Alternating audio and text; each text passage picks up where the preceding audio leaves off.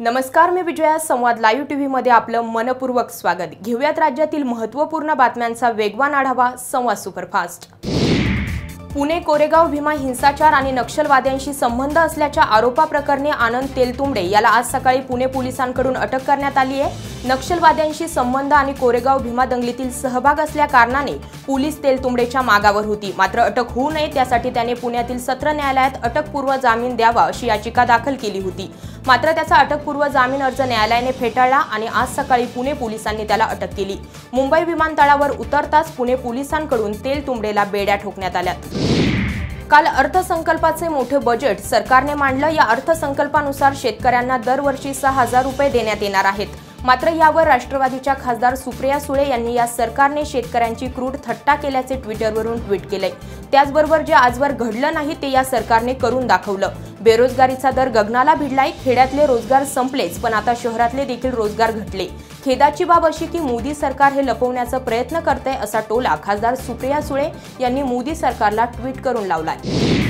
बातमी पाथर्डीहून आहे. राष्ट्रवादी काँग्रेसच्या परिवर्तन यात्रेची सभा पाथर्डी येथे बाजार समितीच्या मैदानावर पार पडली. त्यावेळी लोकनेते स्वर्गीय गोपीनाथ मुंडे यांचा अपघात नव्हे तर घात झाला असा आरोप धनंजय मुंडे यांनी सभेत बोलताना केलाय.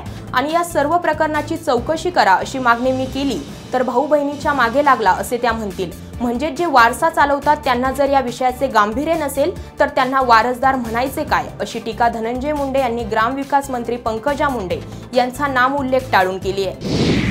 मालेगावमध्ये टोळक्यांच्या हल्ल्यात तिघे गंभीर जखमी असून एकावर गोळी झाडण्याचा प्रयत्न करण्यात आलाय. काल रात्री उशिरा 10 ते 15 गुंडांच्या टोळक्याने आयशानगर व पवारवाडी पोलीस ठाण्याच्या हद्दीत हारून खान, अय्यूब खान यांच्यावर कट्ट्याने गोळी झाडून त्यांना मारण्याचा प्रयत्न केला. मात्र हारून जीव वाचून तिथून पळून गेला आणि त्याचा मित्र या टोळक्याच्या तावडीत सापडला. त्याच्यावर तलवारी कोयत्याने हल्ला करण्यात आला. 4 ठिकाणी असे हल्ले करत दहशत निर्माण करण्याचा प्रयत्न झालाय. या हल्ल्यात 3 जण गंभीर जखमी असून 2 जण किरकोळ जखमी झालेत. मात्र या घटनेमुळे परिसरात भीतीचे वातावरण पसरलंय. एक धक्कादायक प्रकार बारामतीमधून समोर आलाय. रोजच्या होणाऱ्या छेडछाडीला कंटाळून शाळेत जाणाऱ्या साक्षी उगाडे हिने गळफास घेऊन आयुष्य संपवलं. ही घटना माळेगाव इथे घडली. काही मुलांकडून साक्षीची रोज छेडछाड होत होती. त्याबद्दल तिने तिच्या कुटुंबियांना कल्पना दिली होती, पण तरीही तिला रोज त्रास देण्यात येत होता. रोजच्या या छेडछाडीला कंटाळून तिने टोकाचं पाऊल उचलत आत्महत्या केली. या संपूर्ण प्रकरणात 2 मुलांवर गुन्हा दाखल करण्यात आला आहे. आणि सगळ्यात खळबळजनक म्हणजे छेडछाडीला कंटाळून आत्महत्या करणारी बारामती तालुक्यातील ही 3री मुलगी आहे. त्यामुळे येथे कायदा व सुव्यवस्थेचा प्रश्न निर्माण होतोय. माळशेज घाटात दुचाकीला अपघात झाला. त्यात एक ठार तर दुसऱ्याचा संशयास्पद मृत्यू झालाय. माळशेज घाटातील शिवाजी महाराज पावनखिंडे येथे हा अपघात झाला.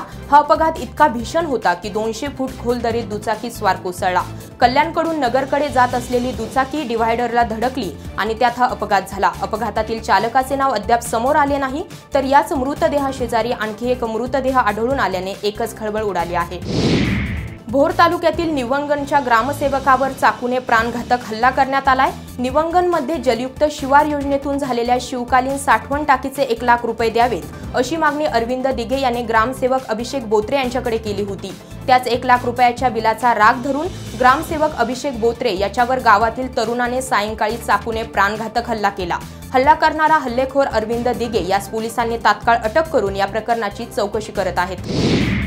शिरूर बाजारपेठेत पालेभाज्यांचे दर कोसळल्याने शेतकरी हवालदिल झाला आहे. मध्यंतरी मेथी, कोथिंबीर याला चांगला भाव मिळत असल्याने शेतकऱ्यांनी मोठ्या प्रमाणात याची लागवड केली होती. मात्र आता पालेभाज्यांचे दर कोसळल्याने आता शेतकऱ्यावर उपासमारीची वेळ आली आहे. पिकवलेल्या भाज्यांचा खर्चही निघत नसल्याने या शेतकऱ्यांनी आपला भाजीपाला जनावरांना टाकला तर काहींनी शेतातच ठेवला आणि या सगळ्या गोष्टीचा सरकारवर काहीच परिणाम होत नाही. ही खेदाची बाब आहे.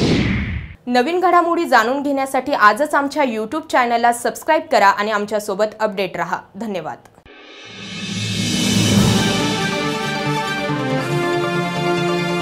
संवाद लाईव्ह टीव्ही, आपला विश्वास, आपलं चॅनल.